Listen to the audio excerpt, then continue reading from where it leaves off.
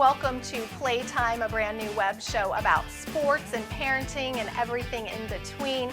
My name is Kristen Hewitt. I'm a television sports reporter in South Florida, and I also write the blog mommyandsports.com. Since we're wrapping up National Water Safety Month, I thought it'd be cool to kind of chat with someone who knows just a little bit about swimming. She's a 5-time Olympian and a 12-time Olympic medalist. Hey, Dara Torres. Thanks so much for joining me today. Thanks for having me.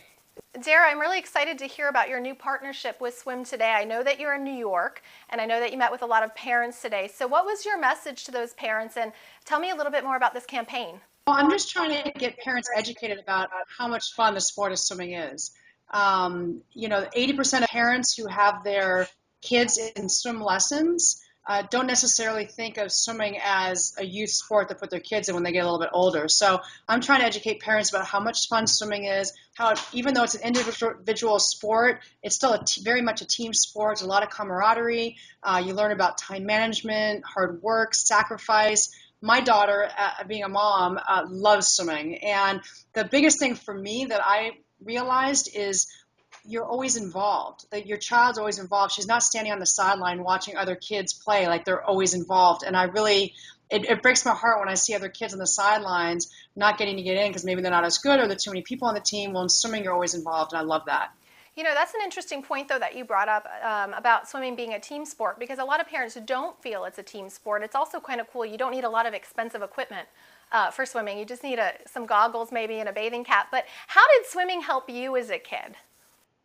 Well, I think the biggest thing is time management. When you're in the sport of swimming, a lot of times when you get a little bit older, you'll have double workouts, maybe 3 days a week. You have to learn how to time manage, your homework and going to school and also doing swim practices and going to swim meets. And I realized that a lot of the great qualities I've learned from the sport of swimming have really trickled off into other aspects of my life. I know you mentioned your daughter swims too. What, in your opinion, is a good age for kids to start swimming, like on a swim team? Well, on a swim team, it really varies. One of my close friends didn't start swimming until he was 17 because he couldn't make any other sport, and so he went out for swimming and made the team, and yet he won like 3 gold medals and won Olympics. So I don't think it really matters the exact age. But for me personally, I started when I was on the team when I was about 7 or 8 years old. But I think it's very important, considering there are over 4 million drownings a year, that parents really need to get their kids in the water at an early age to learn to be water safe. I want to go back to sports for a minute, because not all kids are athletic minded, right? Not everyone loves to play sports. So kind of what's your philosophy? Do you think all kids should try sports at least once? And if you're a parent and your child doesn't want to do sports, should you at least make them try? What do you think about that? I'm very pro-sport, pro activities, doing stuff after school and not having to go home and be watching TV or playing video games.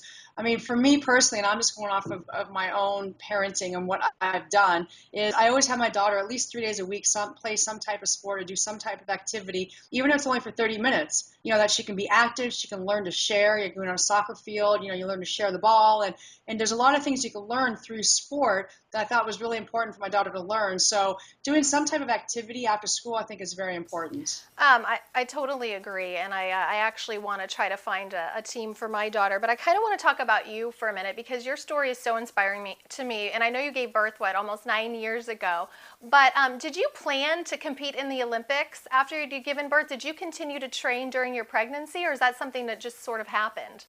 No, the reason why I got in and started swimming while I was pregnant is because when I go to the gym, I was always getting sick. I thought people were a little bit grossed out by that, of me getting sick on the treadmill and stuff. So I thought, you had morning sickness? Yeah, I had for at least 7 months, 7, 8 months. And so I was like, well, what can I do that I can still work out and stay in shape? I'm like, wait a minute, I go to a pool, I get sick in the gutter, and then I could just keep going. It's not a big deal. So anyway, so I was strictly swimming for exercise, and it really made me feel good when I was pregnant with my daughter, because she was pushing on my ribs and kicking a lot, and there's something about it that was very calming.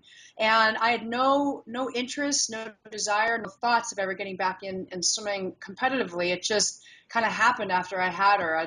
There was like peer pressure from other master swimmers that it would be great to see a 40-year-old in the Olympics. So I just decided to go for it. And again, I think being in the sport of swimming really taught me how to balance things in my life. And so trying to be a mom, but also do what I love to do, I not only looked towards working parents for my inspiration, but I think the sport of swimming really helped me be able to balance my life and learn to do stuff that works out well for both my daughter and myself. I'm going to kind of throw you a curveball here, but last question. How did becoming a mom kind of change you? I'm glad I had my daughter a little later on in life because I was sort of able to get out things that I wanted to do that you can't necessarily do when you have a young child at home.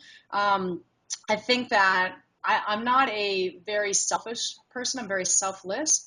But when I had my daughter, I realized that everything now revolves around her and not my life.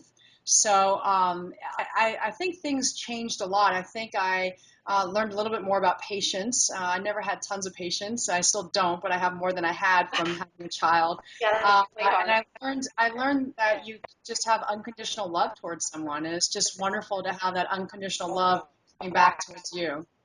All right, well, Dara, tell everyone where they can sign up for swim teams. Does Swim Today have a list of where you can go if you want to get your child into swimming on their website? Yes, the best place to go is to swimtoday.org, and you can punch in your zip code, and it will give you the teams closest to where you live. And it's the funnest sport, right? It's the funnest sport, absolutely. Hashtag funnest sport. All right, Dara, well, thank you so much for chatting with me. And if you guys liked this video watching at home, please give it a thumbs up. And for more great sports and parenting content, look at that, I got 2 thumbs up. Oh, and we have a cast there. I have to ask you about that later. But if you want to see more sports and parenting content, please subscribe to my YouTube channel. Thanks so much for watching Playtime, and don't forget to make time to play.